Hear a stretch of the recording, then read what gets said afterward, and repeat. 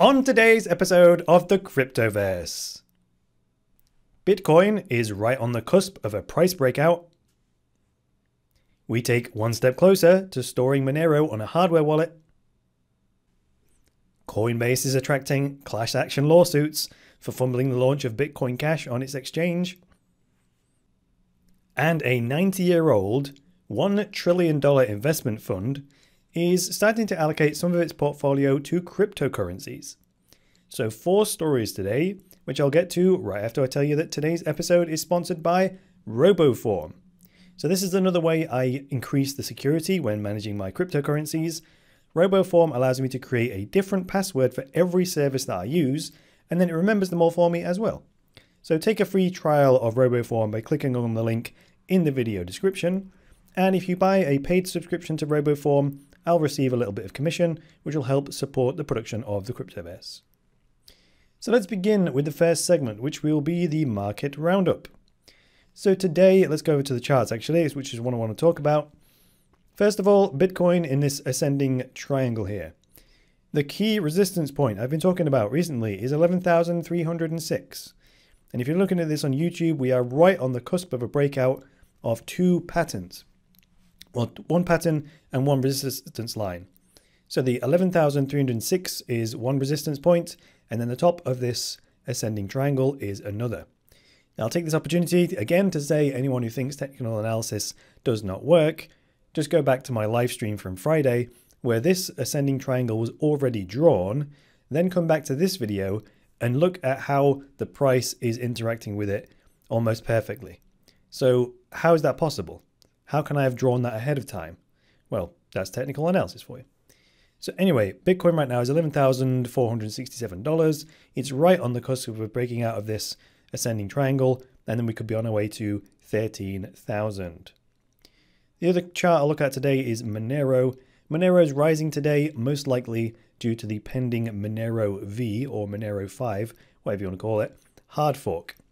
And it's broken its resistance line at $340 and is now around $370. And also we have Neo falling a bit over the last few days.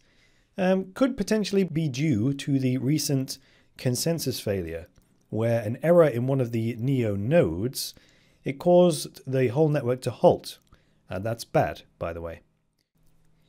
Moving on to story number 2 now, what I'm looking at is the Monero project GitHub, where open source projects list all of their code and whatnot. And I'm looking at Monero pull request 3303 called Code Modifications to Integrate Ledger Hardware Device into Monero Wallet Client. And Fluffy Pony, aka Richardo Spagni, has committed it to the codebase, which means that's now going to be put in the queue and integrated into the next release of the Monero software. That means Ledger hardware wallets, Ledger Nano S's, Ledger Blues, so you'll be able to store your Monero on your Ledger wallets. The only thing we need now is just for the interface to be changed, and then we should be good to go. So getting ever closer to hardware wallet support for Monero. Story number 3 is Coinbase is starting to attract class action lawsuits. So I actually covered this live, if you remember, when Bitcoin Cash hit like $9,500 and trades went through on GDAX at that price before the market was frozen. So this article from Bitcoin.com says a class action lawsuit was filed this past Thursday on March the 1st, accusing the exchange of insider trading for Bitcoin Cash when it launched last December. It goes on to say here, the 18-page lawsuit filing accuses the exchange of tipping employees a month prior to the official launch of Bitcoin Cash on December the 19th, 2017. This was because we saw a rally in the Bitcoin Cash price leading up to Bitcoin Cash being launched on Coinbase and GDAX. So people were looking back at that and say, how come, coincidentally, Bitcoin Cash started rallying in the days before this sudden announcement from GDAX? That's the suspicion that there's some insider trading going on from within Coinbase. Moving on from there, it says, Coinbase suddenly announced that it was opening up its books to buying and selling of Bitcoin Cash within minutes after its announcement, which is what the class action lawsuit explains. So this was the real rub at the time. The lack of communication and forewarning was what got people really riled up, right? So people said at the time this would lead to lawsuits, and it now has. And Coinbase also maintained at the time, and there's a tweet embedded into this article, where they maintain that they have an internal guideline policy for employees that prohibits them from trading Bitcoin Cash and prohibited them from doing so in the weeks leading up to the launch. However, that did little to satisfy people. And this tweet was put out 3 days after the debacle. So it's Jeffrey Berk versus Coinbase in California.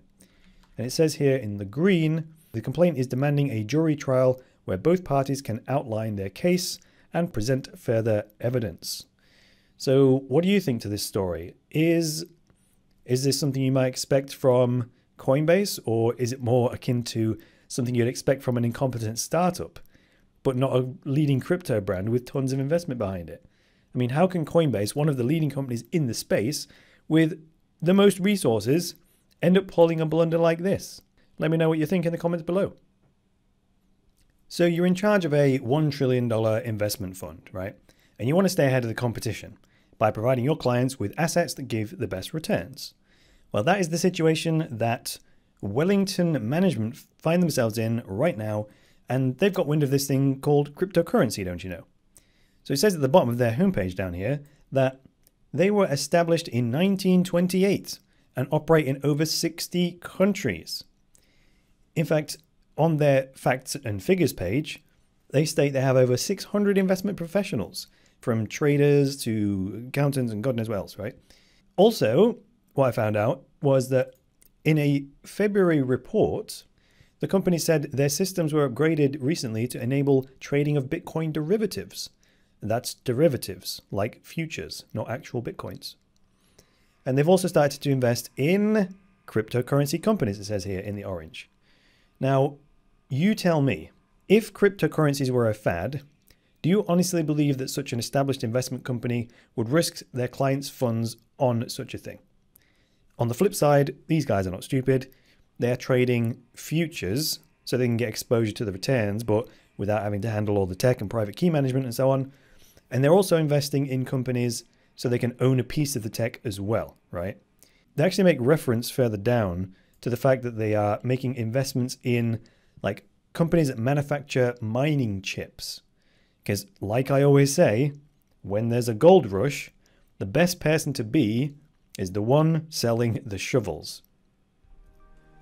So thanks for joining me today, guys. If you liked this episode, go ahead and hit that like button. And if you're new around here, get subscribed. If you would like access to my very best material, head on over to my website, cryptoversity.com, click on courses, and you can take any one of my online courses that I've created for your educational delight.